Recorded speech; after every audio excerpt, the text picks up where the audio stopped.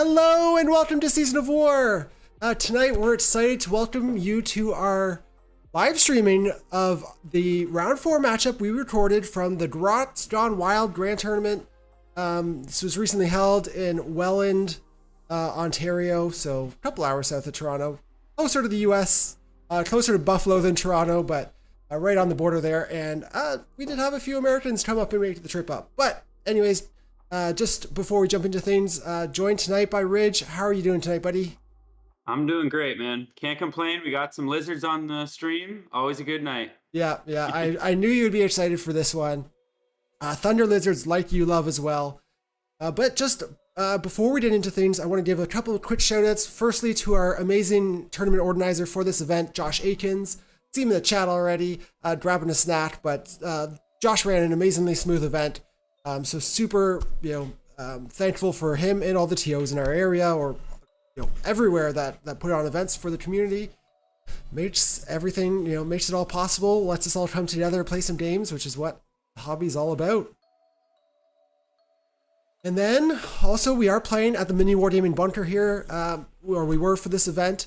And want to give an especially big thank you to Josh of Mini Wargaming, who facilitated not only us or this event in the bunker, but also allowed us access to this private streaming room of theirs, so we could record these games with a little, more privacy and quietness for the players without too much chaos going on. So big thank you to Mini Wargaming and Josh as well. Awesome bunker. Yeah. Anyways, tons of fun. Love going to events there. So super excited. Hopefully we see some more in the future. Just rubbing it in more that I couldn't make it. Hey, Rich, you're just gonna have to make it to the next one. So yeah, it is a good spot. I do like. The tables are great. Everything's great there. Yeah, Mini Wargaming too. They've been doing it for a long time. They got lots of nice stuff. Yes, very true. And when you see their halls or the main halls of just models and models and models and rows of shelves of terrain and everything, it's pretty wild. It is. It's nuts. Yeah, but. Players are just in the midst of the deployment right now, so just while they're doing that, I also want to give a quick shout out and thank you to all the premium members I see in chat tonight. Hey to everybody watching. Hope you're enjoying this. It's evening for us here, but we have people all across the world tuning in from time to time and watching our videos, so thank you to everyone. And yeah, happy to have you along with us tonight. Yeah, it's tough with time. 9 p.m. our time is pretty good for the western side of North America. The only people, like we've said before, is kind of the English or the Europeans might be a little bit late for them, but yeah, can't please everyone. For sure. And we thank our European friends for watching these games back after they've gone live. So can't catch it obviously live. You can catch it later. It does go up pretty much right away as a normal video. Yep. And then always not lastly, but always want to give a shout out to our premium members, not only for tuning in tonight and those of you that could join us, but all our premium members really are the backbone of this channel, allowing us to create all the content that we do. I want to say a huge thank you to all you guys. Really appreciate the support of the channel as we continue to try and grow and make this like a long-term, permanent, sustainable thing. So thank you all so much. And if you enjoy the content, please consider joining in as well. But anyways, we got a big match here. This is round 4 of the Grot Gang GT, or Grot Gang Wild GT, sorry. At this point, there are 3 players that are undefeated. One of which we're seeing in the game tonight, which is Michael Grove playing the Seraphon. Mitch actually has a loss. He had a round 1 loss, but he's the highest ranked player at 3-1 currently. So getting paired up into Mike here tonight. And yeah, I think it's gonna be a good match. Yeah, it's gonna be interesting. We've seen the bug list before on stream. Yeah, the interesting with Thunder Lizards, it's like you want to play armies that are multi-damage. It's one of the big problems. Like we chat about a lot on our channel, and specifically when I'm playing Thunder Lizards, which isn't all the time, but this is an army that have a lot of 1 damage and mortals. So yeah, could be interesting. Not necessarily what Seraphon wants, like you say, or Thunder Lizards want, but here we are seeing Mitch do his pre-game move, gets to move all or any bug units he wants of the Pustoils up to 8 inches. So you can see here moving, and moving on to all the objectives so far, or at least the center and the bottom left one. It's the big thing here too is because he starts the game on them, he already controls them, even though he deployed, back in his deployment zone, which is, we've seen it before, like you mentioned, like it allows him to move off of those objectives turn one and be super aggressive.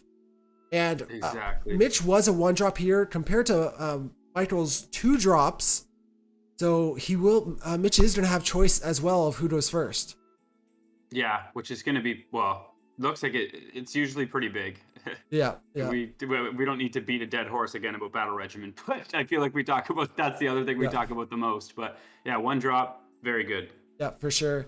And he doesn't actually have battle regiment because Nurgle interestingly has their own 1-drop battalion. But we can just jump through the Nurgle list real quick. It's a quick one to go through. Drowned Men is the sub-faction, which allows this pre-game move. And Mitch has 2 single Lord of Afflictions, which are just basically the Blight Lord heroes on the bugs. One of them, his general, has the overpowering stench command trait, which is what is it? It's you can't use command abilities, or you can't receive command abilities if you're within 7 inches of the hero, and you can't give or receive command abilities if you're wholly within 7. Might have mixed that up, something like that. You did, yeah. So you can't get a command ability if you're within 7. So you need to use a hero. Yes, something external, correct. But if that unit is wholly within 7 of the Lord of Afflictions, that unit can't benefit from a command. Yeah. So very good. Yeah, and then Split Horn Helm gives a 4-up ward, and then we just have 5 units of 2 plus Royal Blight Lords and 1 unit of 4, all wrapped up in the Rotbringer Cis Battalion. So, I mean, basically, it's a better version of Battle Regiment because it allows at least 6 units here that Mitch has to be in it. Yeah, exactly. It's pretty much the same, but for Nurgle, it's even better because he doesn't have to leave one out. Yeah. But Mitch has chosen to go first here. We've seen this before from Mitch, often being super aggressive turn 1. Here he's chosen the battle tactic of aggressive expansion, automatically going to score that right away. And other noteworthy things in the hero phase, the cycle of corruption starts on Plague of Misery, which, if I do recall correctly, does not allow the opponent to use heroic actions, or their heroes cannot use Inspiring Presence. There was another one in there, but Inspiring Presence I know is the big one. Yeah, I think in Rally, but yeah. Yes, Rally, that's it. It can be big, but you usually have if you have a unit champ, but yeah, can still come up sometimes and be good. As we just want to say again, hey to everybody in the chat. We do have at least Nick tuning in from Australia, so like we guessed, it does work out. The timing's all right for some of our Australian friends, so happy to have you all. New Zealander in there too. Oh, Can't forget the little island off the for east sure. There. Yep, definitely. As well as our own island for Davis over on Vancouver Island in BC. So we've got islands too. Yeah, exactly. But otherwise, just in the Nurgle turn, we saw, Nurgle has generated 5 contagion points, so that is their summoning points. 10 is the big mark, I think, for the most part, especially in this list, where at 10 points, Mitch is going to be able to summon a Beast of Nurgle, which is pretty significant. Or 7. You want the Sloppity, but for him, he doesn't really utilize the Sloppity, but not other lists you do. Yeah. But surprisingly, Mitch has actually called his turn there. So, not what we were expecting necessarily in terms of what we've seen before from Mitch with being super aggressive here. He's actually just remained pretty reserved. He does obviously get his battle tactic already, so he got that. Hold 1, hold 2, hold more for 5 points off the start. And now we are doing a Seraphon turn 1 with Michael, and part of Mitch may have made that decision because of how defensive Michael is in his deployment, right? He's pretty far off those objectives, so I don't know if Mitch just felt safe, but yeah, quick turn 1, that's for sure. It's probably one of those things, man. You probably get them too, and we all do. Those second guessing, like you deploy and you're like, okay, I'm gonna go, and you have a plan, and then last second you're like, oh, maybe I shouldn't, or maybe, and then maybe he just kind of measured and eyed stuff out and went through his head and realized that even if he did already choose to go first, it's probably a better situation not to play aggressive because and I know you. Do you agree? Do you do that too? I always second guess myself, and it's like it's the worst. Yeah, no, 100%. You have a plan in mind, and then when you actually put it in action, you see where things are. You maybe do some measurements, like you say. Sometimes you want to pivot, and here I think it's a good decision of, it would still be a long charges with how defensive Mike positioned himself. Even if Mitch moved forward another 8 inches, it's probably not in charge range. Or he's making a couple long bombs, but it does just bring all his units a lot closer for all the big dinos to potentially unleash. Yeah, exactly. And in this position, if he can get far enough, that's with any of these Thunder Lizard lists.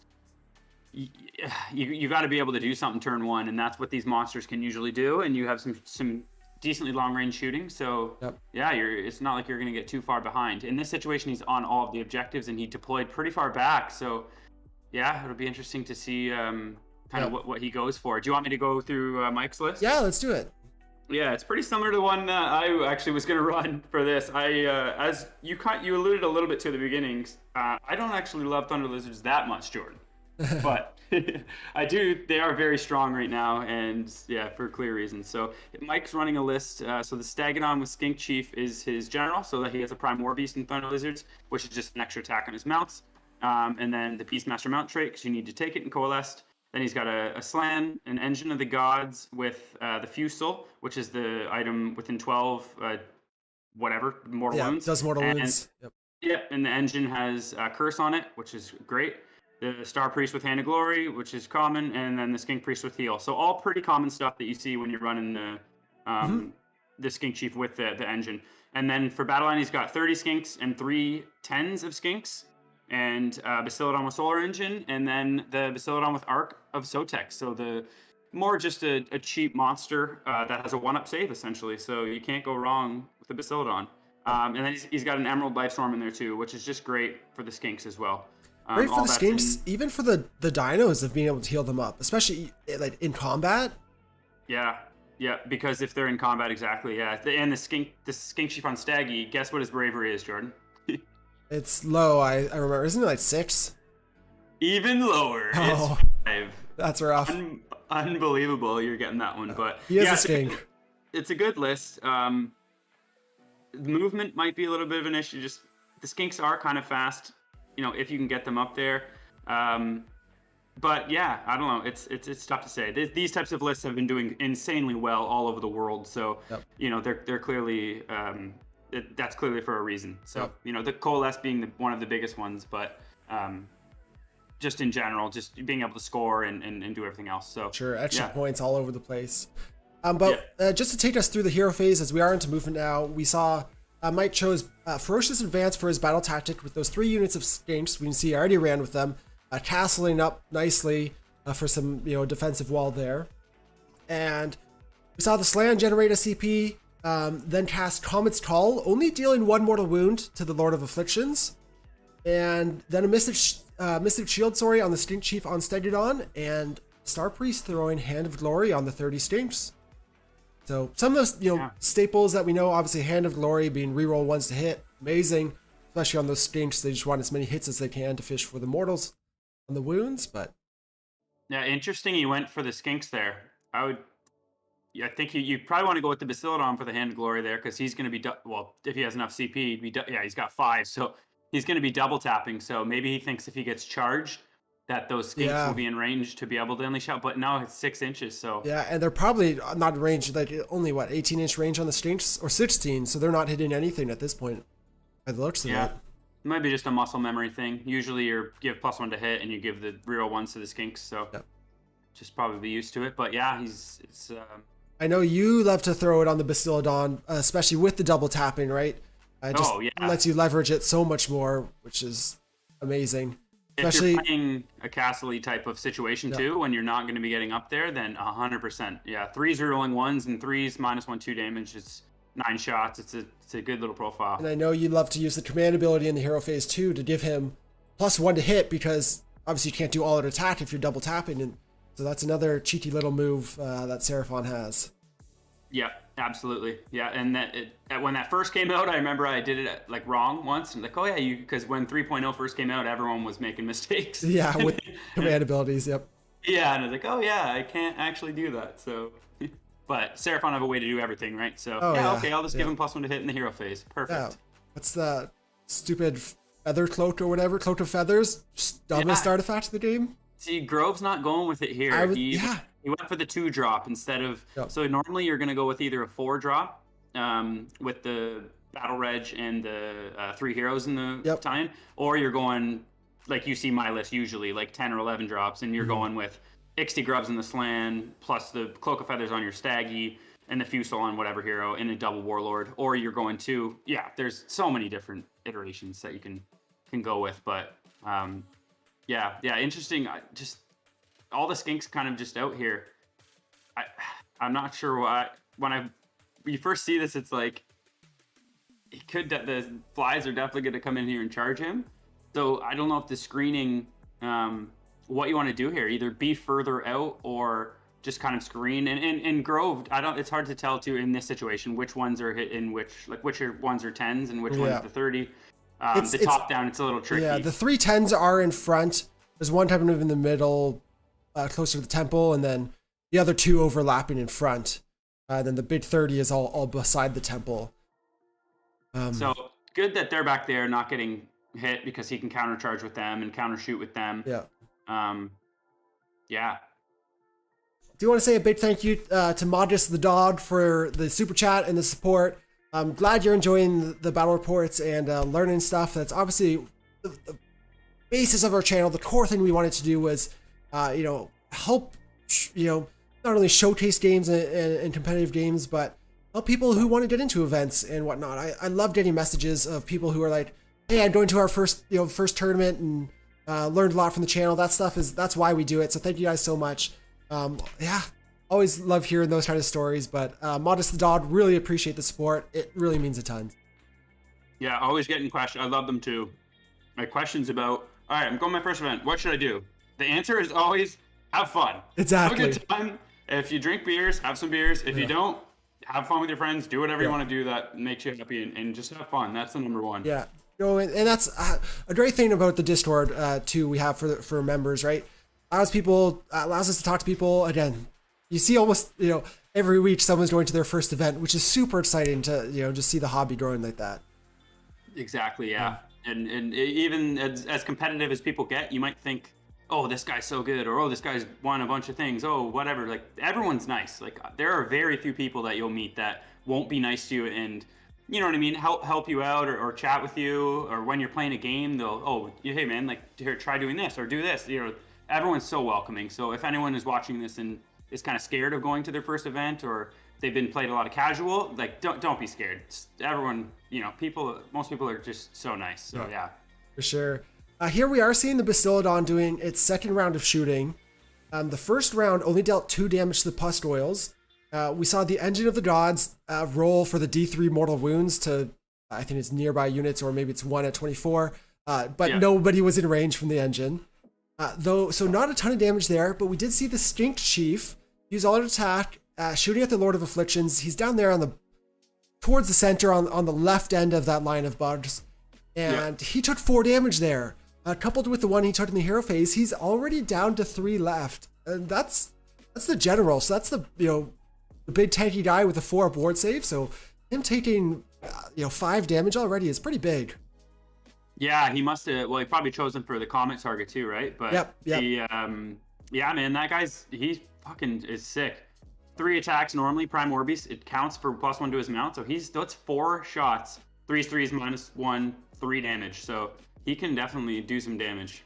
Yeah, for sure.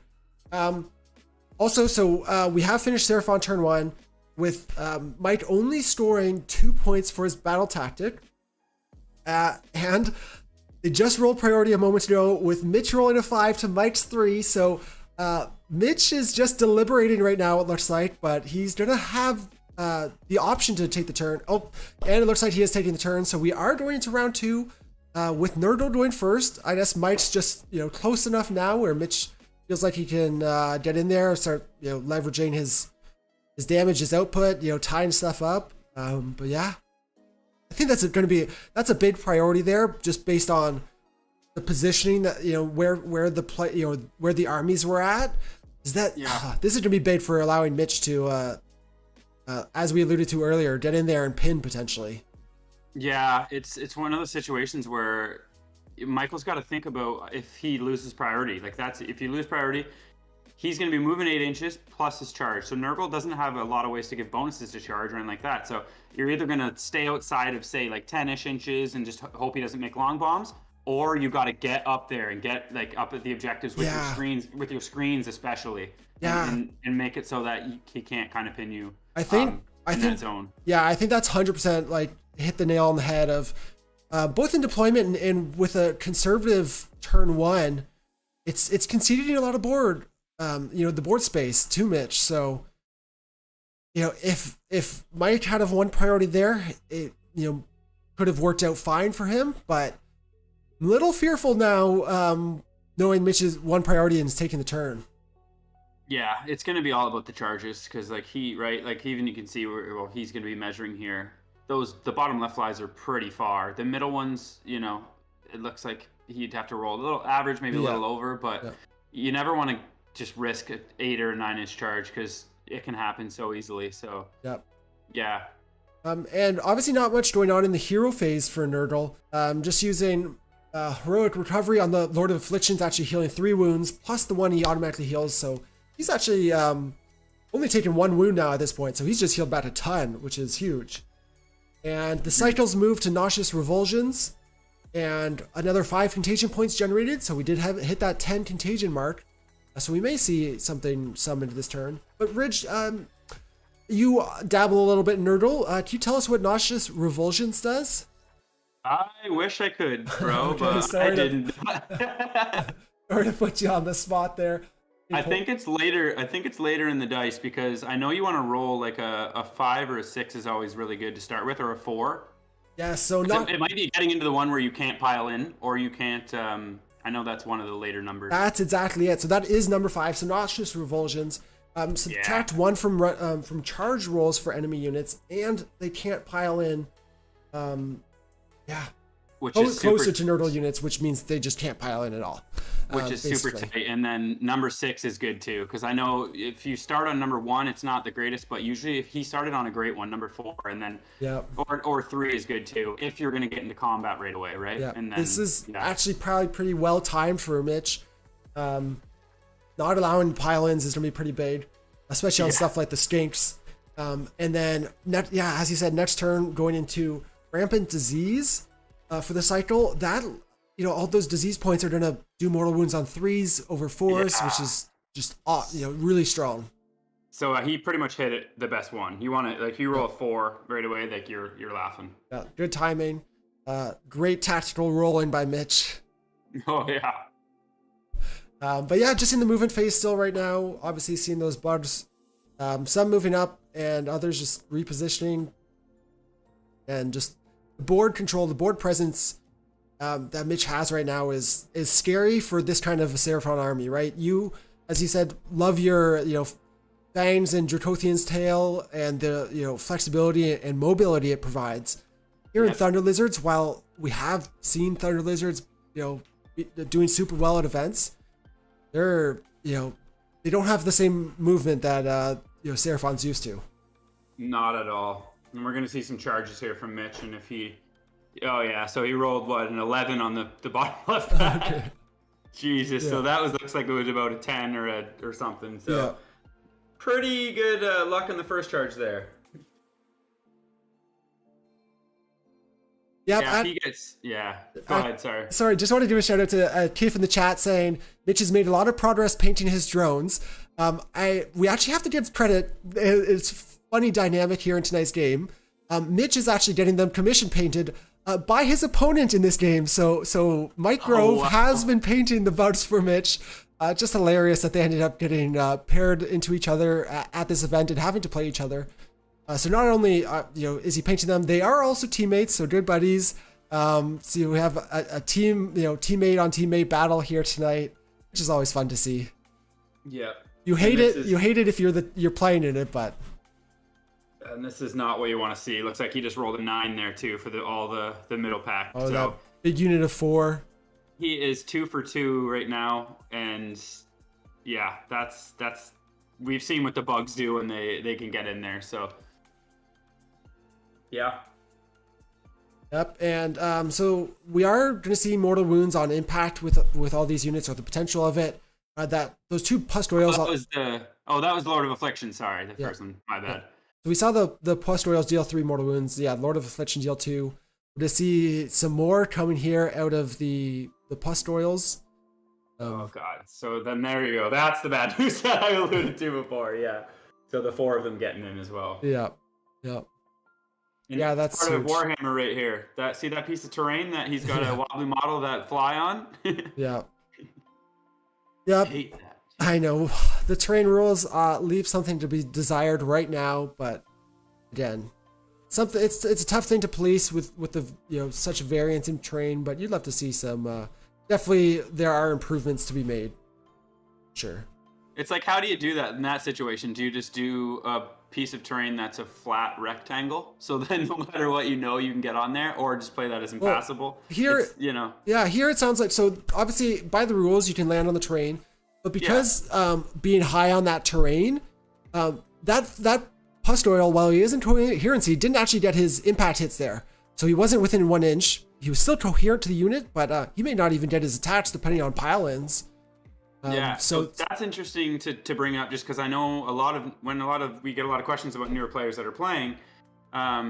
This is often a question that when I first started, and a lot of people ask me, like when I'll be playing against them, they'll say, "Oh, so what's the rule in that? Like, can I go down?" And it's like, no, well, you have to finish within half an inch with one of your models, and then if those models, after you finish your charge, can pile in 3 and hit the unit, then that unit can do its attacks. Yeah. So it's often one that, so if people watching this back are wondering, then that's how that would work in this situation. Yep. Very good to call that out. And again, because there's the 3-inch vertical coherency, people often, I've found over the years, have compared that to other elements of the game, where it's not like there's not 3-inch vertical combat range when you have 1-inch attack range, right? It's still just base to base within 1 inch. So yeah, that's, again, flying and terrain can make for some awkward situations, but. And it's 6-inch coherency, correct? From model to model, like with vertically. Oh yeah, sorry. Yeah, just so people, when they hear it back. But so what has he done here? He's elected to go with, what's he going with here? Those 2 pust oils on the left side, it looks like. Sorry. And where are we? Oh no, sorry. The 2 pust oils towards the center of the screen. They used their Bloodthirsty Triumph to try and make their charge, but failed again. And it looks like he'll be activating the 2 pust oils on the left side first. Yeah, he's not scared of any of those skinks. They're all probably daggers and shields, so it's just whatever. 8 attacks at 5s and 5s. And yeah, we saw the 4 pust oils, or just the 3 that were in range, deal 4 mortal wounds on impact. So there's only 6 stinks in that front unit that they're tagged into. Yeah. Yeah, and this is another big thing, is that he is going to just be able to tag city up these dinos, and not going to be, if he's not going to be able to do enough damage back, that's going to be another turn of them just, fighting there, sitting there fighting. So that's another one of these things that this fly list does very well, is tag units. Yep. Tie stuff up. Obviously, all Nurgle units have a 5-up ward save, which just gives them extreme amount of resiliency. And while they only had a 4-up save base is very solid, it's just that ward that keeps them around, especially at 8 wounds per model. It's a lot of meat to chew through. Big time. Yeah, I like the mortal flies. They're awesome. A lot of wounds, good 4-up save. All the demons have 5-up, right? So with all-out defense, that's a solid unit. Yep. And we saw that first unit of pust oils attacked. They went into the stinks. It looks like. Oh, sorry. They split their attacks, finishing off the stink unit, or maybe looks like left 1 alive, and dealing 2 damage to the stink chief. Yeah, and we'll see some some disease probably coming out. I guess he was only going to get the combat one, but still. Yeah. Yep. Mitch has actually you'll see them come out throughout the game. Played against Mitch a couple times actually with his Nurgle, and he's got great trackers for keeping track of contagion, which is really nice to be able to do that quickly and not have to fuss about and too much. But yeah, in the center there, we saw those skinks deal no damage, and then the 4 pustules just finished off that 10-man unit. So no surprise there.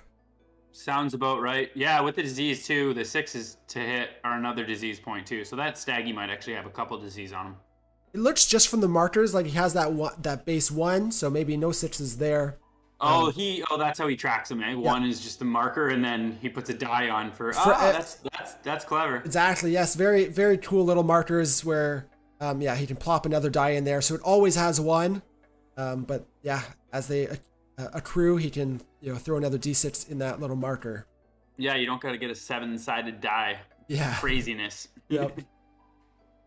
And then right now we're seeing the Stink Chief. He's used Coordinated Strikes, the command ability on his War Scroll, for +1 attack, and in response, the pustules, those 2 on the left, have used all their defense. Obviously, they just want to stick around and tie that guy up. Yeah, for sure. Now he's got the mount trade on him, but I doubt he used the Beastmaster, so he'll have it for next turn at least. Yeah, and he's got what? Oh no, he's got the Fusel on him. Yeah. We have seen. No, he doesn't. No, the engine does. Sorry. Yeah. Yes. We have seen how much damage those Stink Chiefs can do recently on the channel. Much to my disappointment, but they can hit hard, right? And it's only round 1, so that's where obviously using all out defense, remaining on a 4-up save, it can be super swingy, especially with those ward saves. Yeah. Oh, those dinos, man. The Staggies, the normal Staggies, but the Skink Chief on Staggy. Oh God, because you can give him best day ever, right? And you can give the Constellation. He's Prime War Beast. You can give him +4 attacks. Use it on all of his profiles, and those things can do just wild amounts of damage. Yep. That's why I love the cloak, just making him be able to be mobile and then -1 to hit. Yeah, it's just they're nuts. So we're still rolling a number of profiles on those on the Skink Chief, so lots of dice to roll. Yep, you see big move by Grove here. He's got the War Scroll cards. They're huge. If you don't, if you super handy. If you're playing not even a new army, it's for me as well. Like if you're playing an army that you're just not completely sure of, the War Scroll cards are great. I tend to just use the app, but yeah, they're amazing if you have them. Yeah, while they're still relevant and haven't updated the War Scrolls. Yes, very good point. Because obviously that changes things, but still rolling out more attacks there. Obviously, Thunder Lizards. There's a number of bonuses. You get an extra attack on the jaws, on the bites there, and then So off the hop, they got 5 stomps, 2 jaws, and 2 horns. So he gets an extra jaw, so he'll have 3 jaws, and then +1 to all that. So he'll have 3 horn attacks, which do 4 damage, 3 or 4 jaw attacks, which do 2, and then 7 or 6 in this situation. But yeah, that's where you can see everything's 3s and 3s. So all at attack your 2s, best day 2s and 2s. It'd be pretty good. It's all about juicing them up though. It's about saving it for that turn or using it in the right situation to just do loads of damage. And sometimes it's all about if you can give them the +1 to hit from the Herald in the hero phase, then that's where you can really start to do stuff because the Coordinated Strike is in the combat phase, so you can either do that or sometimes you have to use the Feral Roar, the Gur command ability to fight at top bracket. So if you can give them plus attacks other ways and +1 to hits in say the hero phase, that's where you can really leverage the Staggies to do more damage. Makes sense. And looks like in the end he dealt 11 damage to the pustules, killing 1, putting 3 wounds on the others. So that's such a huge chunk when you consider the armor and the wards that he has to go through. 11's a pretty solid amount. Yeah, not bad at all. Did he roar him, or did he roar them, or I guess maybe just didn't get it off or something? Oh yeah, I don't know if we saw a monstrous action by that or the Bastiladon actually this turn. That's one thing, very important always. We might have missed it, players might have done it, but always important, the first challenge of AOS and getting into the hobby is learning all your rules and remembering things at the right moments. there's often so much going on in the game, especially with an army like Seraphon. Oh yeah, dude, I forgot him all the time because you like you've said earlier, I played a lot of Draktail and Fang. So when I started playing Thunder Lizards a bit more, yeah, man, I was forgetting my monsters actions a lot. But now it's like I very rarely forget. So it's just one of those things. Getting Yeah, reps in, playing games. exactly. Getting lots of practice, lots of experience, get used to how everything works, and try and build up that muscle memory. Yeah, exactly. We see now the Lord of Afflictions, again, on the right side of that unit of, or right end of the unit of 4, just dealt 5 damage to the stinks in front, so not many stinks left. Besides, obviously, the 30 block is fully untouched and intact, so they're going to be free to, do their run, shoot, charge thing next turn. Yeah, it looks like they're full. Well, I don't even think he'll need that, but it looks like they have. They're definitely holders in 12 of that Star Priest. So Yep. yeah, +1 to hit, 6s on wounds, doing additional mortal. They can do some mean work, and they really want to shoot things with low armor saves. So 4-up is not low necessarily armor save, but it's not a 3-up, which you see a lot in the game, and that's where they really struggle into things with 3-up armor saves because That can go into 2-ups. Exactly. So you're looking at purely just mortals. So anything, it's the Gargant scenario. Skinks can actually kill Gargants pretty well because they can only get to 3s. So at least they're failing on 1s and 2s with, say, 20 saves to make or something like that. And here, so we're rolling out the Bastiladon's attacks now, over into that unit of 4. And he has used all out attack, so see how much damage that I've never seen that Bastiladon used, actually, to be fair. It's always the shooting ones almost, but here, when it works out in points, like you said, it's a monster with a 2-up save. Pretty, solid. Or it's a 1-up save to begin with, technically, but... Yeah, I've thought about it for a long time. As soon as they brought it down to 165 points, I immediately started making lists with him. Yeah. And I actually don't have another one built. I have another one in Sprue, but just unbelievable for an extra monster. So I just haven't got. There's so many things I've just wanted to play, so I haven't got around to doing it. But people have won some big events, like in Texas. There's Zach Kennedy when he went 150 with his Thunder Lizard list. He had the Arcosotech, so I know that was the first time I saw like a big result with it. But people all around the world are probably using them just because, like I said, it's. Look, any other faction have a 1-up save monster that has a -1 damage and is 165 points. Like people would kill for that thing. Exactly, it's not bad at all.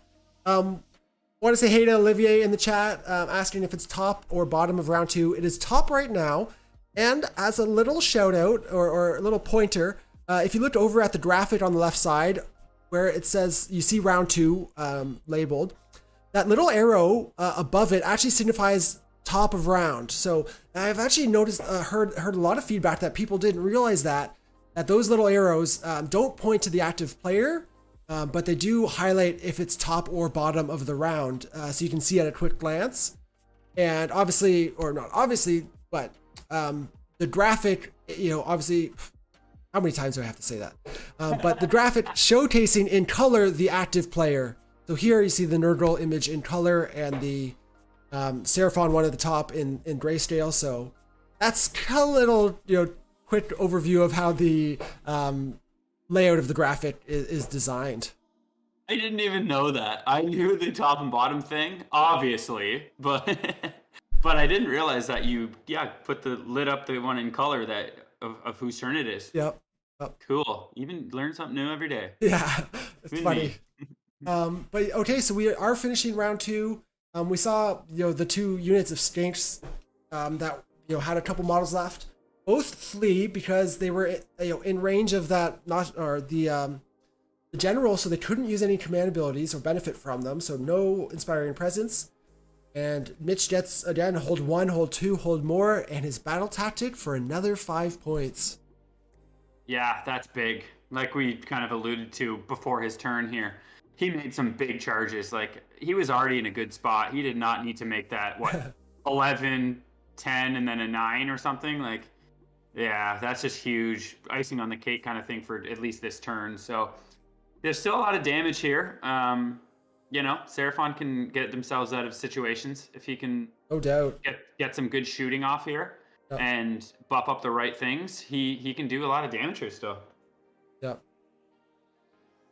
Yep. And as Olivier says in the chat, he thinks that Seraphon still have the damage output to claw their way out of this.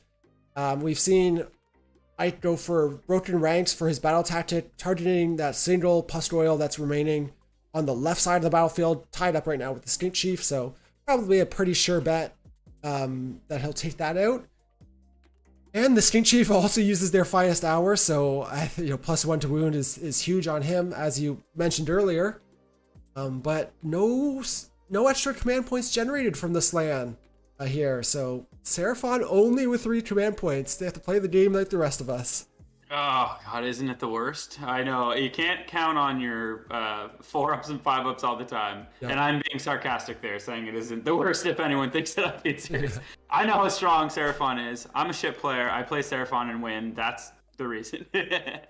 Obviously not the case, but yeah, Seraphon does have a ton of utility in the command points like that they use. So many command abilities on different war scrolls, and yeah, just having access to so many is a strong tool in their arsenal. Yeah, they can just do everything, man. Just absolutely everything. That's why it's so fun. That's why I love them so much. You know me, I'm a big I can't remember what Vince's word, Spike, I think, the guy that loves all the synergies. I love units that buff other things and then unlocks this, and then you can get this, and Seraphon is that in spades. So, and you gotta check out the new Deepkin book then. Tons of synergies there. Obviously different ones. The book's changed and evolved, but still lots of synergizing units in that army, which I'm having a ton of fun exploring. Yeah, I actually don't hate Deepkin. I've told you I'll play them on the channel sometime, but now that they're out, I know you've been rocking them heavy, but it's one of those things that like we chat about a lot. I like to we both like to play armies that we know we're gonna face in some top tables and stuff like that. So yeah, I would love to play some Deepkin. We'll have to arrange it sometime. Maybe I'll play Seraphon. We'll flip it completely on his head. You heard it here first, folks. Just in the hero phase right now, a couple big things that happened. Power Unleashed from the terrain piece just dealt 3 mortal wounds to 2 pustules. We saw the Stink Priest fail his Starstone Staff for the run and shoot and charge. But Hand of Glory go off on the 30 stinks for reroll once to hit again. Yeah, as well as the asterism that they might chose is the Great Drake on the Stink Chief, so another way of getting +1 attack. And then a Misted Shield going off on the Stink Chief as well. He's going to be +2 to save this round. He's not going down, that's for sure. And yeah, and he can do his Armored Crest as well, so yeah, he's fine. Yeah, for sure. Potential +3 to save. Maybe he could do a Misted Shield, a all-out defense if he really feels threatened at all. But we are into movement now with the final spell being a failed Comet's Call, actually, from the Slan. So that's Comet's Call is not. It's good in a lot of matchups. This one, because of the 5-up mortal save everywhere, not as huge. But the Slan and how many wounds everything is. Exactly. Sometimes the Slan is not as some games he's insanely useful, and some games he's not as useful. So just the utility he brings is always just so good. Did he use Beastmaster on the Staggy as well, I wonder? Because I guess he's going to have enough attacks probably just to kill him. Really what would be nice is if he does all-out attack in the shooting phase, he can possibly pop that single bug in the shooting phase from the Staggy. Because he'll be 2s and 2s, and then he could charge into the unit in the middle. That's something that it's not crazy because the 3 damage shots are just so good. Yeah, I figured we'd see Stink Chief finish it off in combat, the extra monster point. But you're right, he could shoot it with the Staggy and even some of the other monsters potentially. Yeah, the Bastiladon too. Yep. Yeah. And only one of them, right? He has a double tap, so yep. That's one of the beauties of having Bastiladons, just that extra point, just so good. Yeah, it does look like Mike's pulled it back a little bit, so maybe getting line of sight, behind the temple there on that bug. Or I'm just completely guessing, but we are into the shooting phase, so we'll see where he starts off, but this is gonna be obviously a critical turn for Seraphon here. They need to really start chewing through obviously all the bugs that are tying them up. There's that big unit of 4 and the Lord of Afflictions. So we got to see a lot of output this turn, I think. Oh, he's got to, yeah, he's got to kill some stuff, and then winning turn 3 prio will be massive. Because if he can't get move up the board here, he's in big trouble. Yep, for sure. And so we are starting with the Bastiladon, who has looks like dealt 2 damage to the Postroyal unit. Okay. Oh, sorry, it is the unit on the left. So he's shooting at that one that's tied up with the Stink Chief, but only dealing 2 damage. I like it, Michael. I like it. He's going at the right target, though. That's what you want. If he can finish him off here with the stag, that'll be huge. If that's what he's shooting. We'll see. It does look like he only has 3 dice, though. I don't know. Does maybe he doesn't know that if he's shooting him, he doesn't know because it's a mount. The shooting attack actually is considered a mount, so you do get +1 to hit on the shooting attack as well. Nice. I think okay. So we're actually doing Engine of the Gods first. Yeah. So that should have been that start of the shooting phase. So probably a small little error. Yeah. It's fine. Yep. Slightly out of sequence, but no big deal. It looks like dealing 6 mortal wounds in total to the nearby units, and notably finishing off that Postroyal unit that was the Broken Ranks target and tying up the Stink Chief. So the Stink Chief hasn't even shot yet, so he's going to be able to not only be free to charge, but he's free to shoot at whatever he wants. Yeah, so that's a big play too. That's why you love just running that Engine the Gods, getting it within 12 of as many things as you can. Oh, and then if you roll that 9 to 13, which on 3d6 is very, very likely, you're hitting all of them for 2 up D3 mortals. So yeah, it's tasty. Yeah, that's huge. As well, there's the potential, like if you're not that close, you can do 1 at 24. We saw that be bait again. How many times am I going to reference our Seraphon match? I clearly have just PTSD from that game, and all the mortal wounds coming out of Seraphon. But yeah, all good here. Obviously, Mike's starting strong with his shooting phase. Yeah, that's what is insane about the giant lizards is they're really good at shooting, and then they go in and smash you in combat. Yeah. I think we did see Mitch actually used their Finest Hour. Did he use that this turn? Maybe not. Maybe I'm missing that. No, sorry. It was the Finest Hour was on the Stink Chief. Yeah. We did see the Lord of Afflictions just use all-out defense, and the Stink Chief shooting into him and the Pustoils, dealing no damage to the Lord of Afflictions, but 3 to the Pustoils, which looks like it finishes one off. That's risky. I don't know if he did the math and knew he couldn't kill the LOA, but if he would have killed him with the shot, then he probably wouldn't have been able to charge. And in this situation, you almost want the movement too with the charge. Yeah, I think he just he put the big attacks into the Pustoils and just like the short range skink shooting into the Lord of Afflictions. That's just like four attacks, 5s and 4s. Probably not going to do anything anyway. Nothing too threatening. And next we are doing. Mike is doing, it looks like, with the 30 stink unit. He's used all out attack on them, so using up some CP. Obviously here again, they just want as many hits through as they can get for all those mortals on 6s to wound. Big time, yeah. Did we miss it, or is he not using the best command ability in the game, or for at least in the book? Because if he can give +1 to hit to those skinks, he'd save 2 CP from this, right? Yeah. I don't think we saw that in the hero phase. Another one, it's great on the skinks, but also good as we mentioned earlier. Exactly, especially when you're double tapping it, you can still get that +1 in there without being able to use all out defense. I wonder though, because that seems like something he would do on something. So again, could have been something we missed in the script, or maybe he just was going so fast, or just going through it, he just didn't do it, or maybe he has some other reason that we don't know of. For sure, and lots of dice thrown out here for all those skinks. What do you think he's targeting? Do you think he would go for the Lord of Afflictions, or probably just the 4 Pustoils, eh? Well, in this situation, with the 30 skinks? Yeah. So, it's going to be 4s and 5s doing additional mortals.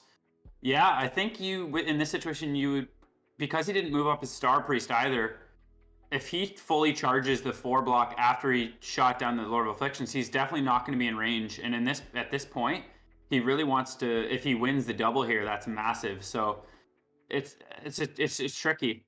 I don't know if he maybe should have is the Star Priest in the garrison or is it just behind? It looks like it's just behind there, Yeah, to the left. So I'm not sure. That's one thing for sure, that the positioning of that Star Priest for next turn is always very huge. So Yep. if he's able to kill them both in the shooting, then amazing. But I don't think he's taken out all three of those on the right. So maybe he can pull a charge off and stay wholly within 12 Yep. In the combat phase, and that would be huge. But I don't know, because I think you want to try to kill both of those units if you can. Yeah, like you said, Seraphon. That's one of the key things with this army is we've talked about the synergies, but they do need to go off every turn, right? And some of them are short range. Wholly within 12 isn't a big aura, and especially if you're wanting to potentially run and shoot and even charge into combat, it's very easy to kind of outstrip your buffs for the next turn. Yeah, and for anyone watching, because I know I get questions about this a lot as well, like small little things like that. That's actually one thing that once you start playing a lot more, you like get reps in. That's one thing you get really good at. You get a lot better at positioning your Star Priest, positioning your units so that next turn you don't charge too far and you can stay wholly within 12. And if you're the new Seraphon player or you're just starting to play, always keep in mind where that little dumb skink Star Priest is, because it's just so the 6 to wound doing additional mortal is what gives those skinks all of their damage. Ridge, you're gonna hate to hear this, but those 30 skinks buffed with all their attacks, rerolling ones to hit, only dealt 3 damage in the end to those pust oils, those center 3. Again, Wow. 4 up armor save and then a 5 up ward save, only 3 damage at the end. That's rough. Yeah, the math probably honestly isn't that many more, right? 4 is rerolling 1s on 60, that's 30, 30 whatever, 3, so 5, 6 mortals, and 10, 11 through, 504 up save, 5. Yeah, it's only, he probably made 3 or 4 5-ups, right? It's not actually that crazy, but any type of armor save is the skinks hate that. Yeah, for sure. At the end of the turn, end of the shooting phase, where the Bastillodon has used the command ability to shoot again. And here just dealt another 2 damage to those 3 pust oils, so slowly chipping them down, but definitely not as fast as Mike would like, I'm sure. Yeah, oh man, that's the 5-up ward save, isn't it lovely? So swingy, right? It's like, oh man, it can win you games and it can you hate it. leave you wanting more, for sure. Yeah. Yeah, huge ward saves coming out. Yeah. Not the end of the day though, because I imagine they're bolt spitters and moonstone clubs. I really hope they are. That's, as you know me, I'm always all about the moonstone clubs. If he gets those puppies into combat, then that's where your 3s are rolling 1s and 4s with 6s doing mortals, and that's where the skinks really do a lot of damage. A lot of people just think of the shooting, but yeah, the combat is what really makes those little guys. And we just saw the Skink Chief make his charge, having to use Forward to Victory to get in there, but he did succeed on the successive roll. Nice. But that's big, and even positioning there, smartly by Mike, kind of pushing towards that bottom objective. He's not even getting on there this turn, but he needs to get on those objectives, by turn 3, and scoring and flipping them and holding on to them for the rest of the game is really what he needs to be doing to be able to come back in this match. Yeah, he's got to get it in the points here. He's got to get up here. So that's a big charge. Yeah, be interested to see if these skinks, like I said, with that Star Priest, I'm not sure how far he's going to be able to get up. It's hard to tell from the top down, but yeah, he's got to do some damage. But even then, I don't think he's taken 3 of them out, even with all those skinks. So they might be tied there for another turn, right? Which is just not good. Definitely not. But we are going into turn 3 priority, which is always, has the potential to throw a wrench in the games, because we're going to see potentially one of these objectives get burned. If it is the top right one, then I think Mike has a better shot at kind of controlling the middle and the bottom left one for the rest of the game. Yeah, you mean, if he wins it and gives it away, or yeah, or if Mitch wins it and takes it, either of those end objectives getting burned would be huge, I think, in this game. It could be huge. Yeah, I can't see Mitch. He's played quite a bit. He's played a lot of games of Warhammer. I think For if he sure. wins Prio, he's gonna kind of know what he's gonna do. For sure, for sure. Um, But I'm just saying, like, could go either way. Mitch, obviously, a very experienced player with a ton of different Chaos armies. yeah, But just that potential of that round 3 burn can just be pivotal in games sometimes. oh for sure. And that's another tip to new players or players looking to improve that round 3 and playing around that turn 3 objective removal is huge in games.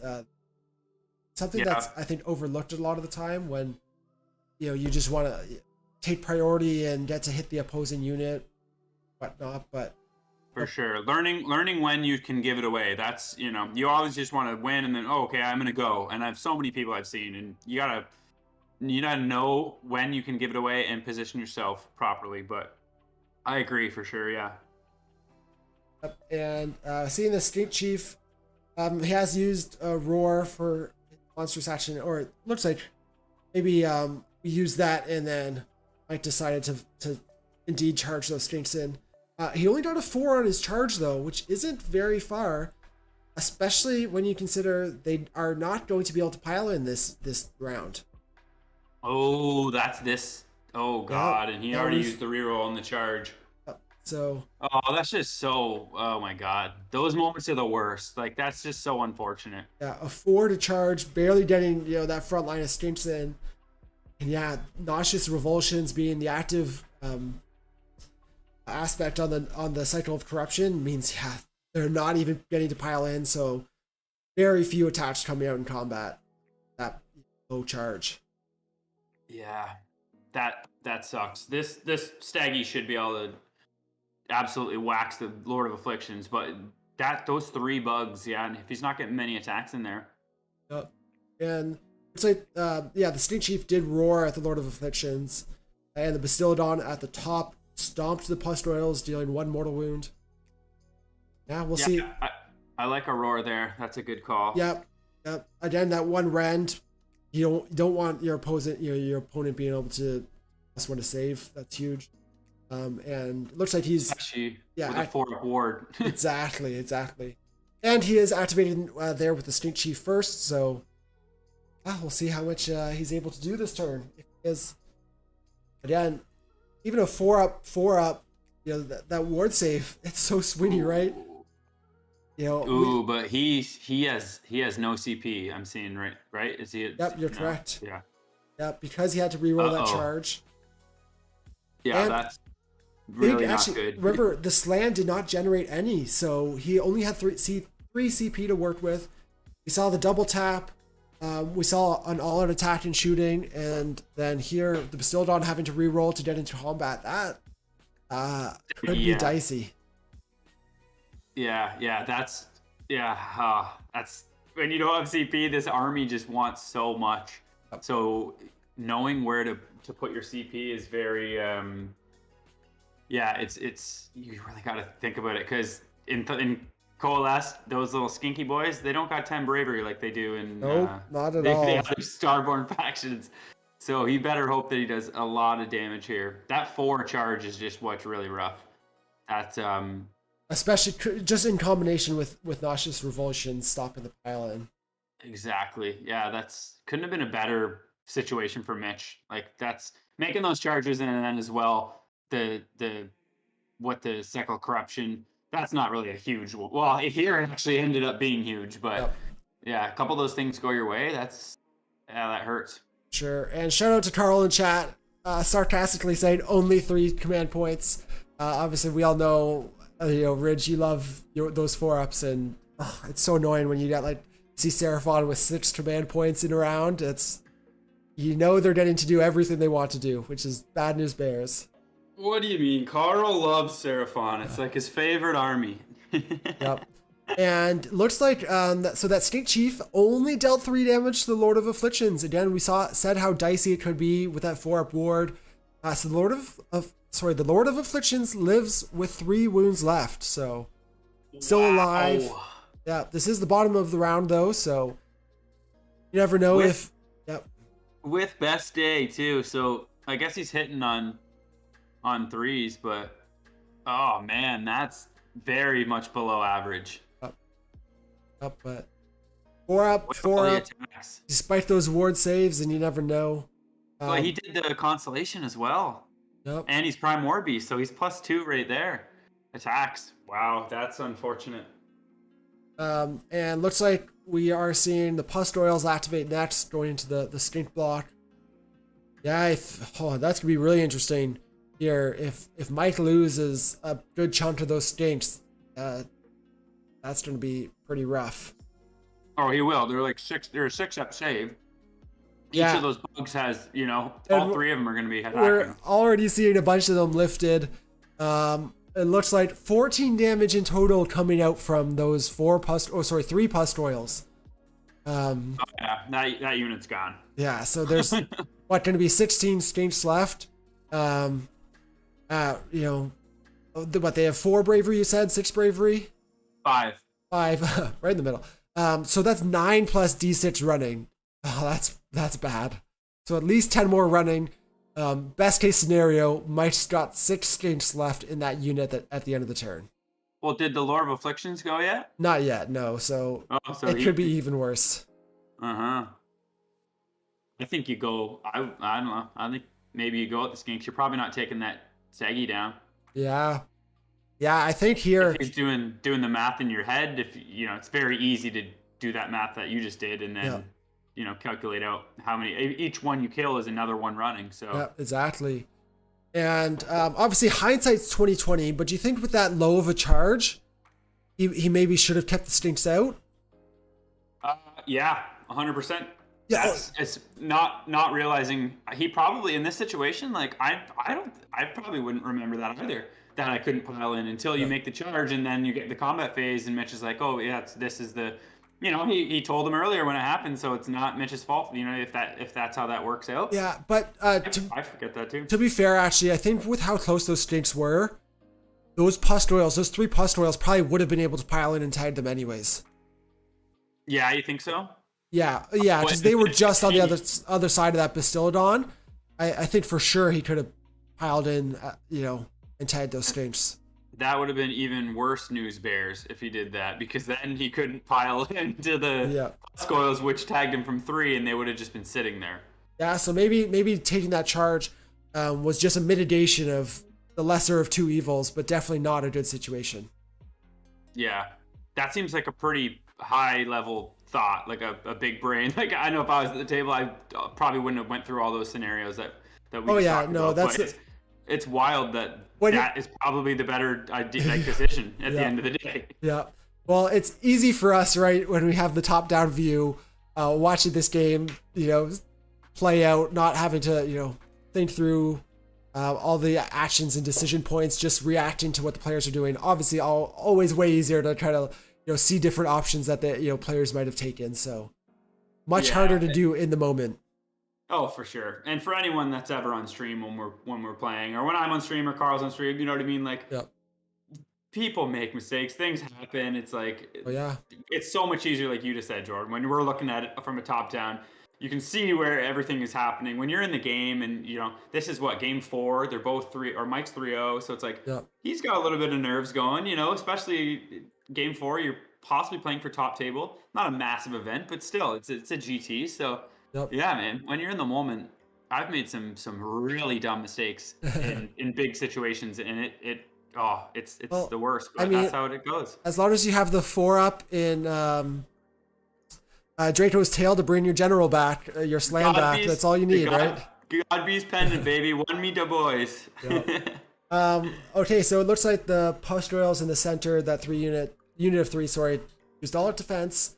After the Lord of Afflictions killed 6 more stinks, so that unit's for sure running. The Bastiladon only dealt 3 damage to the Pustoils, which does kill one of them. What does it kill? Does it kill 2 there? Oh, that's okay. So it looks like Mitch actually had the wounds on the Pustoil in the center. So because that one on the train, because that one on the train died, he was losing a second one due to coherency, so he just pulled it off at the same time. Yeah, like we just talked about, even players that play as much as Mitch does, like those types of things. Hey, you can make little mistakes. Yeah, Maybe that happens. maybe Yeah. Mitch thought he was going to be able to pile in and consolidate there, but because the Stinks did charge in, that's another factor, to consider, right? Because the Stinks didn't really leave any room for pile-ins. Yeah, that's Yeah. eight wounds going down just to coherency. That's huge. Or he could have possibly not piled in properly. Like, maybe he was intending, like in his head, he's like, oh, I'll be able to pile them in. Exactly. But then exactly it came up, he forgot to do the pile in or was just fine with it. Yeah, any of those scenarios. We are in priority here, and Mike has rolled a 6 to Mitch's 4, so Mike with Seraphon is going to have the choice and is taking the turn.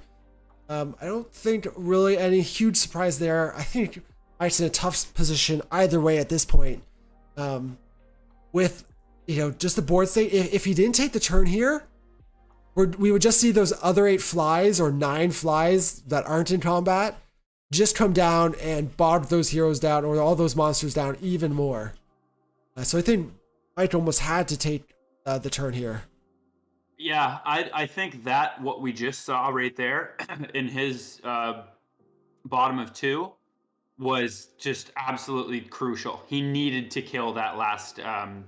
He absolutely needed to kill that Lord of Afflictions, or at least I guess the 4-pack isn't huge because then that Staggy would be at least able to get in there and smash up the flies in the middle. Yeah.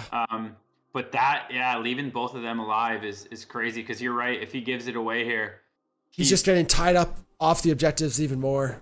He can retreat and go grab that bottom left one, and then he can't. Yeah, nothing else is getting there. And exactly that engine being in the back left or top left, that engine is actually a very, very strong piece as well. So he, being kind of blocked in behind his pyramid is unfortunate. But right, there's so many models. I remember when I first started playing Thunder Lizards a while ago, like it's the same thing. Yeah, look at that. So Mitch has removed the bottom left objective, obviously because Mike took the turn, he got to burn.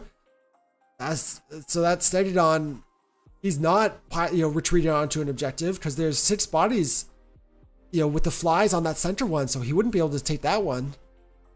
No, he couldn't retreat on it. No. Yeah, I think here, even winning priority, it was kind of damned if you do, damned if you don't for Mike. Just with, like you said, with that Lord of Afflictions tying him up there. Imagine that Strength Chief on Steady Dawn. He's still got his once per game ability, Swift or Savage, and yeah, I'm not sure why he didn't use it there. I guess he probably thought he was going to overkill it, but even in that situation, +1 attack on him. Oof. Spike on the ward saves. Yeah, you never know, right? Maybe he wanted to risk it just because he knew he was in a bad spot, right? So he thought he'd be able to do it, and then turn 3 he could have used it then, right? That's not a bad play. But yeah, sometimes you gotta just make sure that you can kill things. Make sure you do enough. But sure, and yeah, that's big. Assistant Ref asking, where the Lord of Afflictions has 3 wounds remaining, so it's not impossible that we could see that go down. In the hero phase, that's like a long shot. Like 3 wounds remaining. So? Yeah. Maybe like Comet's Call and an Arcane Bolt. That's asking a lot with a 4-up ward save. Oh, hero phase, you mean? Yeah, that is... Because even if he frees him up in shooting, that's too far to charge onto that bottom or the center objective. Yeah, he can't do any cheeky moves with that, no. And the Arcane Bolt, he could Comet and then... No. It's 4 mortal wounds, I think, is the... Oh, well, there... Oh, he's not close to terrain either. Yeah, exactly, from Power of Unleashed. But it looks like Mike did just use Power Unleashed, going for, I think, that hut in the, to the top left of the center objective, dealing 3 mortal wounds in total.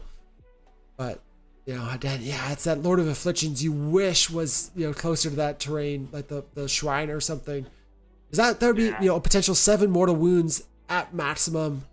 But I think that, those long shots are what, Michael really needs here, in this game. Yeah, or you can, if he was somehow able to kill that single fly to the left of that hut, even in the shooting, no. Well, maybe if they're playing that, you can go on top of that hut. That engine could, if he gets the run, shoot, and charge, he could run auto 6 up to where on that hut is, and then like outside 3 on that hut kind of thing, and then charge over it. Yeah, roll a big charge maybe. Like that's at least some type of play he would have. Because that obviously. Or even the Basilicon, you can get 5 bodies on there, but you're not going to be able to kill all 3 of those, or even one of those flies, I doubt. Especially with those other 2 right above the objective, probably you would have to tag them almost, and they could easily pile on as well. So, just the positioning or where the dinos are is that engine is a piece you got to try to play somewhat. Up, but like we said, the way it was positioned earlier, it's hard to keep everything out front because you think all these flies are just going to charge you and kill you, but the low movement and no shenanigans is one of the toughest parts of playing Thunder Lizards. And as you play more, it's really easy to get bogged down. But he can also give that thing fly from the slan, right, for a CP. True, that helps. Yeah. But especially easy to get bogged down, especially against an army like this. Which that's their biggest strength. So we have seen obviously at 3 wounds we did see Mike choose Slay the Warlord to kill that Lord of Afflictions, and two command points generated by the Slan this turn, so better than last turn. I'll have 4 this turn to work with, and we've seen a Life Storm cast out healing the Stink Chief, and just saw Starstone Staff used on the Engine of the Gods. Nice. So he's going for it. I want to see if he gave him fly, then he'd be able to get some even more distance off that hut. Yeah, we haven't seen that come out yet, but Comet's Call just was cast, dealing 4 mortal wounds in total. Looks like maybe 1 or 2 to the Lord of Afflictions himself. Oh, you got to go for that one. Yeah, it's not crazy, not unheard of that you do 3 to him and then he doesn't save any, right? It's a long shot, but again, that's what Mike needs here. Because I think he needs to, when you've given up board control and the objectives, for the early game, you have to flip it turn 3 and be storing for the rest of the game. Otherwise, you just can't claw it back, right? Yeah, if he's getting points with monsters, but and that's true. For sure, but for sure still. Yeah, but down 5 right now, going at the top of round 3, so. Yeah, and there are a lot of flies in the board. A lot of flies left, and they're pretty well zoning off the objectives. Yeah. Yeah, Mitch has probably known what's happening in this game as it's happening, right? He's kind of just in a good spot, and he's probably loving it. Controlling it pretty well. Not the same aggression that we saw, against the Sons of Bahamut, where here he really only put in half the army.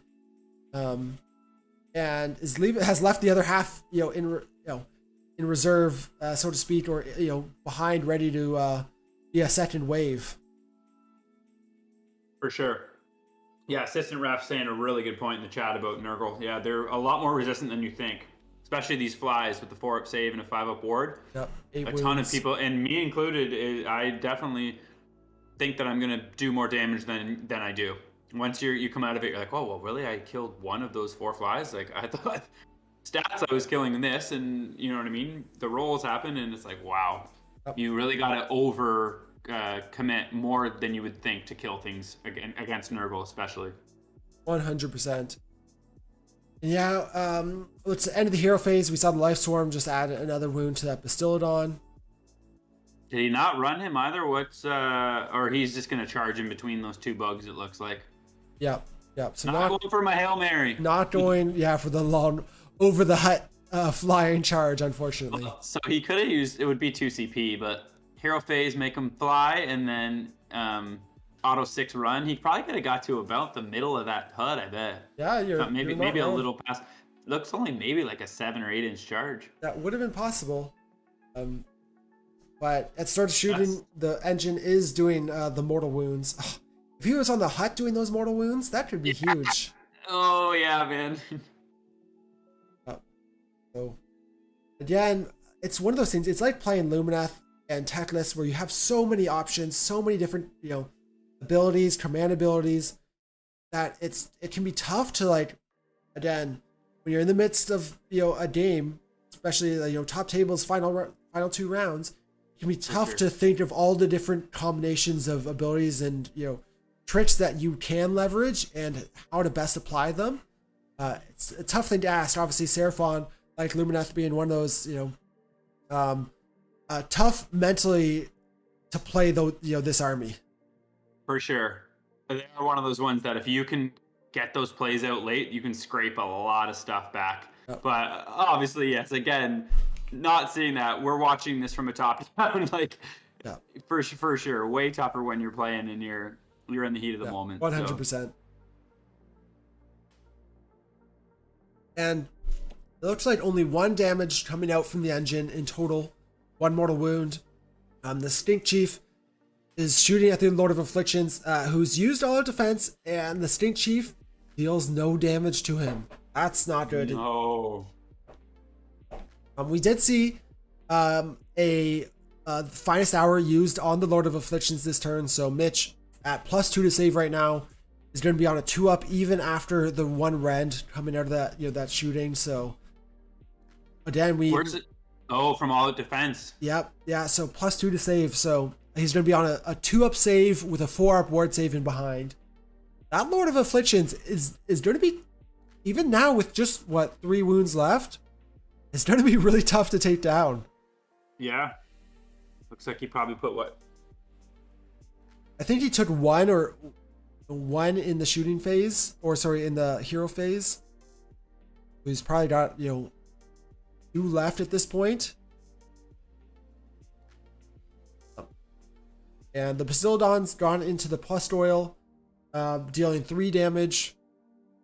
Do you think maybe he should have just put that into the Lord of Afflictions too? You gotta expect the Stink Chief. He's obviously hasn't retreated out, so that Stink Chief you think would be able to do it in combat.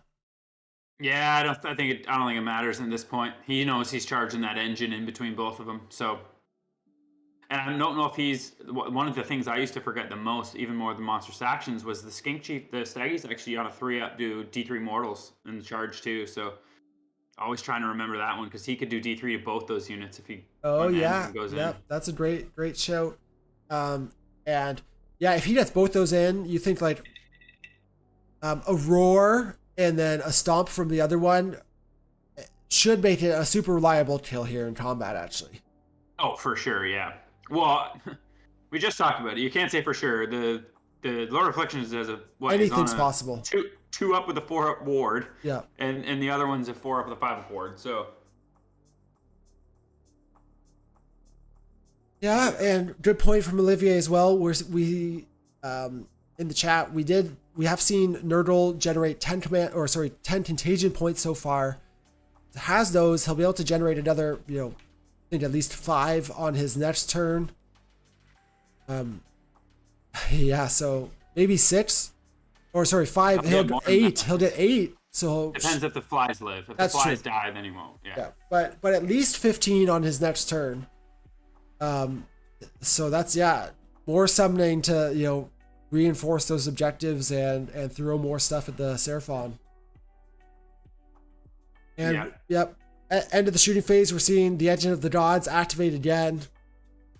You really don't want to roll a heal here. No. That's not. Yeah, I remember Ridge. We earlier in the edition or maybe in 2.0, we saw that a ton of the engine being a good tool, but you just don't always get what you need when you want it. No, before he could be, when he wasn't a priest, let's say, I used him a lot less because I often, I would roll that 4 to 8 on 2d6, 3d6, whatever d6. I was rolling that heal. It was so annoying beginning of the game, but your full health, but the what he brings to these types of lists now, especially with Curse as well and running 30 skinks, and just that he's actually a truck, he can smash it, and just that he can spike or do a lot of other damage and a lot of other things as well. He's just such a good utility piece. Yeah, and survivable, so he's getting stuck in and usually alive on your next turn, like you said. With Curse is huge. Only a 4-up, but that 4-up goes off. That's a ton of extra damage from something like the Skinks. We did see the engine rolled for the mortal wounds, targeting the Lord of Afflictions but dealing no damage. Mitch making those 4-up ward saves is huge. It would have been both of them. Yeah, but I don't know if we roll what was rolled for the other one, but no damage coming out of that engine on his second activation. Oh, maybe he rolled a 1 on the 2-up. Yeah, could have done. And yeah, we are seeing charge made. I don't know if we saw a roll for the impact hits. And jumping right into combat, the Skink Chief is activating first. The Lord of Afflictions has used all-out defense, so I'm not sure if we saw the monstrous actions or perhaps they were failed. But that's really bad, actually. If the Lord of Afflictions, didn't get roared, survived the impact and stomps, one way or another, he's on a 2-up save again, regardless of the rand here. I'm also, he's activated with the engine? Sorry, no, activated with the Skink Chief first. Okay. That makes more sense. I was just thinking, you don't want to go with the engine first. No, so the Skink Chief is going first, but that Lord of Afflictions is on a 2-up save still here, with that roar not going through or not getting roared. So I think you put both. You roar him and stomp him. Get that fucker out of there. Yeah, I know, but the Lord of Afflictions is still there, so you got to assume that he didn't roll the 2-up, or Mitch rolled his ward saves. It's not out of the realm of possibility, but again, +2 to save now. That Skink Chief, he's on a 2-up, 4-up right now. Oh gosh, look at that. Skink Chief deals no damage to the Lord of Afflictions. Wow. That is bad. That's not good. And that boy, man, the Skink Chief, if he's not doing work for you, it's not a good day. Yeah, that's huge there. Monstrous actions, obviously, they can be clutch, but they are rolls still for the roar and stomp, so they can fail. And even with the 4-up ward save, easy to stop those mortal wounds. Yeah, big time. Yeah, man, this is Lord of Afflictions, Split Horn Helm. Yeah. Great. Yeah, and equals great. Yes, that's also worth mentioning the command trait on the Lord of Afflictions. Neither of those monsters would be able to use any command points because of where they are. They're wholly within 7 of the Lord of Afflictions, so they're not able to use something like all-out attack. You are definitely correct, but they're really close to see that slam. He is not wholly within 7. But when those, it doesn't matter because you're right, because that's towards that unit. Yeah, you're right. They're wholly within 7, so they can't give or receive.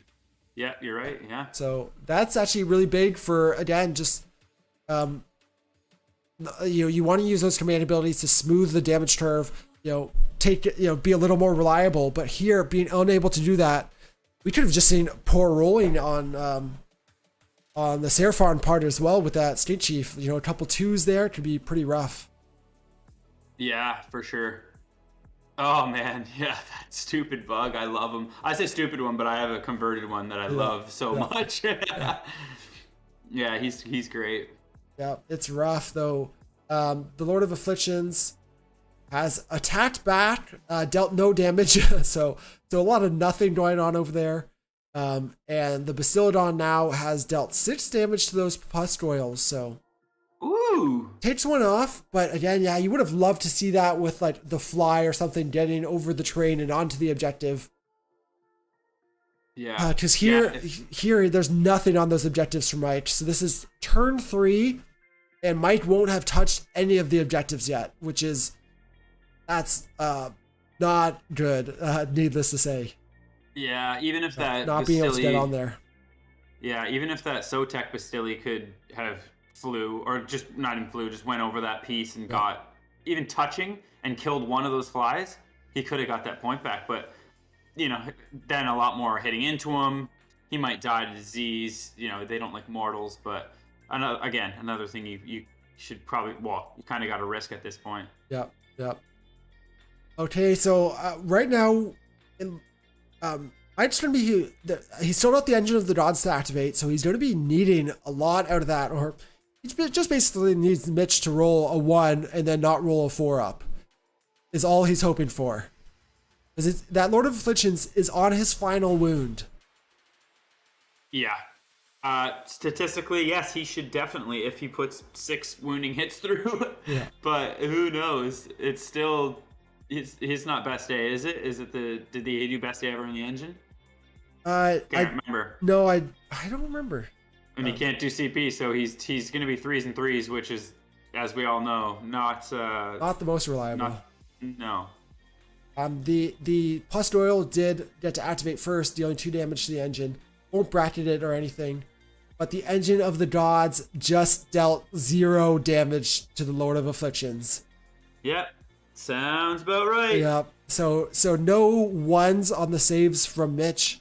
That's huge. Obviously, if even if he did roll any ones, there, the 4 ward save, in behind it is huge. After that engine doing that, that's where Grove should be doing either the table flip or the toss your dice across the room. Yeah, that's one of those moves, but yeah, because there's no other way. Both those big monsters have activated. There's no other way for Mike to get any damage on that Lord of Afflictions at this point. So that's going to be a failed battle tactic here, which is I think potentially just a nail in the coffin here. Unless he did the huge brain play of casting Arcane Bolt and then Battle Shock Zap. No, yeah, we did not see an Arcane Bolt cast in the hero phase. Because you're not casting much else with Croak, really. Or Croak, with the Slan. I know, that's one you don't think about too often, but it's those times, man, when you leave something on a wound and you're like, oh my god, yes. Yeah, but, I mean, it can come up clutch. He was taking him down. Like, at this point, it didn't matter. Like, if he doesn't, it's game. You would have thought with the impact mortal wounds, a roar and a stomp, that you'd be taking down that Lord of Afflictions in the combat phase. I don't think you would be, really expecting to need that single mortal wound in the end. Well, we were talking about possibly taking him down in the hero phase. Now we're through a fucking shooting and combat phase with both of them, and he's still standing there or flying there. So yeah, showing the resiliency of Nurgle, and especially him with the 4 board save. A failed battle tactic, no points scored for Seraphon here. And then insult to injury, taking 6 mortal wounds from the disease points this turn. Yeah. And just, everything is slowly wearing down for the Seraphon, with only pretty much those big monsters left, and sadly not on the objectives.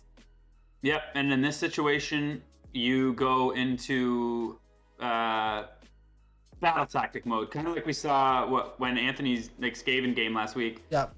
He had like 1 model at the end, and he's running around doing battle tactics. He completed 4 battle tactics.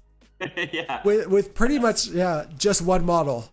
In these tournaments, that's literally what makes you go from 10th to 6th, or you know what I mean. It's a couple battle tactics is so huge in this format. For sure. So if he's 3-0, so he's gonna if he loses this, he'll be 3-1. Well, we know what happens, but so he's still in a good position to be able to do well in the tournament. So yeah, you got to make sure still you want to just get your battle tactics and try to. He's got a lot of monsters still, so he's probably going to keep his grand strategy and take that L and bounce back. You got to think here, both because Mitch is already at 3-1, he's had 1 loss. Even if Michael loses this game, depending on the battle tactics and how they shape down, he could still end up on the top table in the final round. Mathematically, like. I guess depending on his battle tactics and grand strategies from the first 3 games, which at this point in the game, at this point in the tournament, that's not out of the question. Mm-hmm. Obviously That's interesting. It's going to, Mitch is the top ranked 3-1 player at this point, or sorry, would be 2-1 player. But there's a bunch on 3, right? What, 3 or 4? Or 5? Yep. Well, at this point there's 3 undefeated players. So there's 3 on 3-0. Oh, okay. So yeah. Mitch has obviously scored the highest out of the 2-1 players, which allowed him to be in this matchup to begin with. So yeah. And he's gonna score. He'll score really well in this one as well. So might be tough. Dropping that battle tactic could be big for Mike, depending on how many others, like you said, he's scored throughout the event. Yeah, what are you doing here if you're Grove though? So definitely ferocious advance. Or no, he did ferocious advance Yep. already. Yep. He's got to hope his monsters survive there. Um, there's no monsters on the Nurgle side, so you can't bring it down. He went for Slay the Warlord and obviously failed that just this past turn. You're not doing conquer. Maybe if he gets a couple survive there, fly and retreat out. It's like, Yeah. for a conqueror, and then yeah, that's tough. He's gonna have a tough time storing any these final turns. Yeah, because he's not going to be able to move and get in the other ones as well. Some interesting questions are just in the chat, just talking. Yeah, I don't know. I kind of agree here. I don't know with Croak. That's his. Ryan was saying with this resurgence of Croak, and he is all over the place. And I've been playing him a little bit as well. Yeah, a bunch lately. Yeah. He's very interesting, and I've always loved him with 10 guard, but the unreliability with 5 guard and the amount of damage in the game. Yeah, you see a lot of these lists in England as well that have been doing well with him. In this matchup, yeah, I don't know, because you want to throw him in the middle with the 10 guard and shoot out mortals, or have the engine shooting out mortals, but the 5-up ward is just kind of nice for that. And then as well, if those bugs charge those Source Guard, I'm not sure he does enough that this is a good match for him. He's more for like the Stormcast and the high armor save that are weak to mortals. Deepkin, like Croak is great for those armies. And okay, so here, seeing a ton of mortal wounds coming out on the charge. Obviously, the impact hits being huge for Nurgle. 7 mortal wounds from the combined 5 Pustoils going into that Bastildon and above the center objective. So 7 mortal wounds. That Bastildon only has 1 left right now. And 4 mortal wounds on impact from the Pustoils on the left side into that State Chief on Stagdodon, which is the Slay the Warlord target this turn. This is just the swarm of the flies. So this is a lot of disease and damage coming in here. Yeah, there though noteworthy, no Nurgle units on the objectives. So we are, if he survives with those monsters, they may be able to, sneak out, get a conquer, round 4. No, they won't, because they'll only be able to normal move, and they won't be able to clear. They're bracketed too, right? So that actually goes down. They'll probably only have 5 or 6 move. Yeah, no Cloak of Feathers here for that +4 movement. Yeah, Grove, get the Cloak of Feathers in your list, buddy. That's first thing. Greatest item in the game. It's so good. Here, okay, so the Lord of Afflictions, fighting first, has dealt 5 damage to the Stink Chief this turn. That's pretty big. Again, those 2 monsters won't be able to use any command points, so no all-out defense here. So they're, again, getting bracketed, getting weaker. It is not. He's just got to hope to survive and win priority here. Oh, for sure. That's all he's doing. Mike's just preying on the dice at this point. Yep. Yeah. So, again, seeing we've talked about seeing Mitch, here again, another event doing really well with this, with Nurgle and this list in particular. Another good showing for the Bugs. Yeah, it's something you have to be able to deal with, and like we said, it's a lot of 1 damage mortals. Not the worst into Seraphon. The deployment was, I think the biggest thing in this game so far has just been the measuring where he's going to be able to get to, and then if given the turn, getting out there, not being able to be pinned. And I learned actually hilariously with Olivier when I was playing last year with Thunder Lizards, and I just hadn't played them very often, and not being able to visualize with all those models where you're going to kind of be able to get to. It's very easy to get pinned with a lot of big models, and especially 30 skinks with other stuff like that. So I think deployment and wherever the layout of the battle plan and where he was the biggest thing in this game. And obviously turn 2, not being able to finish those models off was just absolutely insane. So the Engine of the Gods just activated and dealt no damage. So yeah, par for the course. I think that's 3 monster activations in a row that have been 0 damage. Yeah, Mike now. It's pretty sad. Someone did ask a question in the chat about the tournament. What's the format of the GT? So no, it's not a league. This was just a 2-dayer, so just a normal GT. I think there was 30-ish players. Yep. But the format was similar to a different tournament held in the States called The Boys, where you took your battle tactics for each worth 1 point. The grand strategy is worth 5 points, so you could get 10 total there, and then 25 points for a major win, and then 20 for a minor, and then 15, and then scaled down to major loss. Yeah, so using the battle points system, or rather than just straight victory points, which I think is a good balancing method for monsters in the game. That way it kind of tempers things, because you have games like missions like Savage Danes that can just get completely out of hand with a bad matchup. See people score 60 points on that mission, or the new Star Strike. You can score so many points where they're not bad missions, but just they can skew results really big. So I think using a battle point system helps kind of balance those missions out. If you're not doing differential, this is like kind of the other good way that you see. I think I prefer the battle points. Puts more emphasis on like tactical play, like here with the battle tactics and grand strategy, rather than, I think the differential, a lot of it can be dictated by mission and matchup. So I like to see a little bit more being reliant on the players rather than just like kind of luck of the draw sometimes.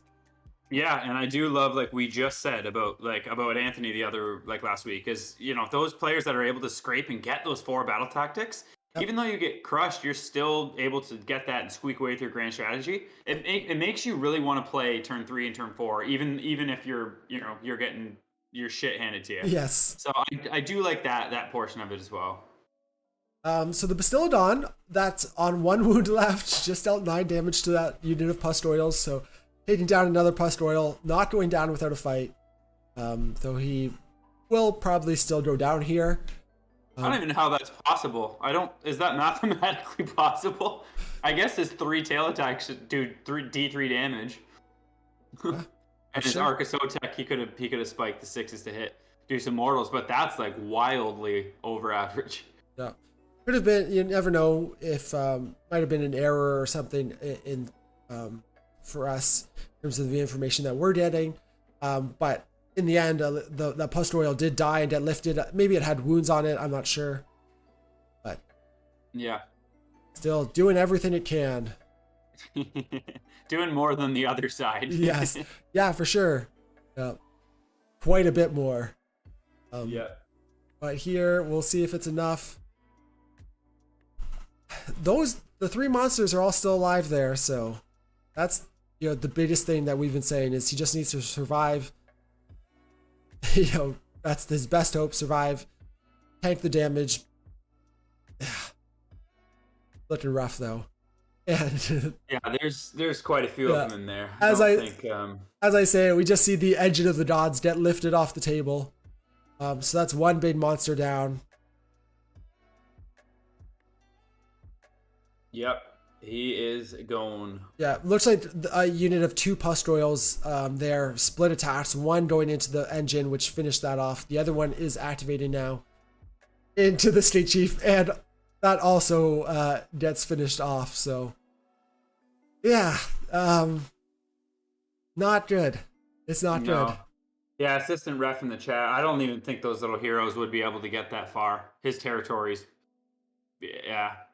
I guess it's a zigzag, runs, so yeah, he's even getting to that bottom. Oh, he won't get there this turn. He's not getting not even next turn. Yeah, exactly. And even with priority, like he's not getting 2 turns here. Yeah. Before Mitch's next go. So. Oh, as he said, next comment. I'm not sure if he had the movement anyways. Yeah. So exactly that. Yep. Me not reading. It's gonna be tough. Look for him to get really anything here. And we still have all 4 post oils yet to activate into that top Bastiladon. And yeah, we'll see what happens. Oh wow, yeah. None of them have activated yet. And it's only got 1 damage. Mike just went with the Slan, who was in range of the Lord of Afflictions, trying to, just exert his vengeance, but no damage from the Slan, so. Yeah, Slan, you gotta put Flaming Weapon on that boy. That's the cheeky pick I loved. I mean, we've seen that Slan's attack speed be critical in a game before. Yeah, massive. Yeah, 6 attacks, man. Yeah. Minus 1 rend. Yep. But let's go. Yeah, seeing those 4. I'll just activate now. Like that's what we're rolling up. Yeah, at this point, Mitch is just cleaning up the dinosaurs. Yep. Playing out the rest. Yeah, I think. What do you? Go ahead. Oh, I was just gonna say, I think, again, expecting to see this last dino go down. I know it only had 1 wound before combat, so having 4 bugs fully activate. He's at his worst bracket, so he's not going to be able to, he's not on a 2-up save anymore, which is the key thing, right? Yeah. Yeah, and that's a lot of dice Mitch is getting together there, so for sure. And even, man, just the mortals, like any 6s to hit and the disease after combat, like it's, yeah, he's going to get lifted for sure. So, assuming that guy goes down, I think that's pretty much going to be game here with, again, almost no potential play for battle tactics left even. So what do you think? Because I know people always want to chat about like what I kind of alluded to a little bit what my thoughts were like with deployment and kind of staying outside of the zone, but being able to get far enough up if you're going to in your turn, and getting those screens further up and being able to, so the bugs can't necessarily get into your good stuff, but this is a situation where you want a list that you're able to do something when he gives you first turn. Yeah. Which it has a lot of monsters, gets a lot of points, but getting pinned is definitely a possibility, and we saw it here in spades. Yeah, I think, like you say, deployment, I think Mike obviously was very defensive, keeping everything out of like the 16-inch move and threat range, but as talked about in the chat, that just almost worked to Mitch's advantage of being able to avoid him for a turn and then still pin him. Whereas if we had seen that screen at those 30 stinks, the 310s, like as far forward as possible, just to take the hits, take the charges, and then die, would also not only give him more board control, potentially be fighting on these objectives, but all the monsters on Mike's turn would have been in range turn 1 to start getting into combat and whatnot. Yeah, and as well, there was a few rolls, there was a few things that were unfortunate, like not taking down that flyer, Lord of Afflictions. Yeah, which those types of things happen. Could have maybe allocated a little more damage or used the Skink Priest +1 to hit a bit more, but there's some other small things little things here or there happen. Yeah, always stuff to take away from games.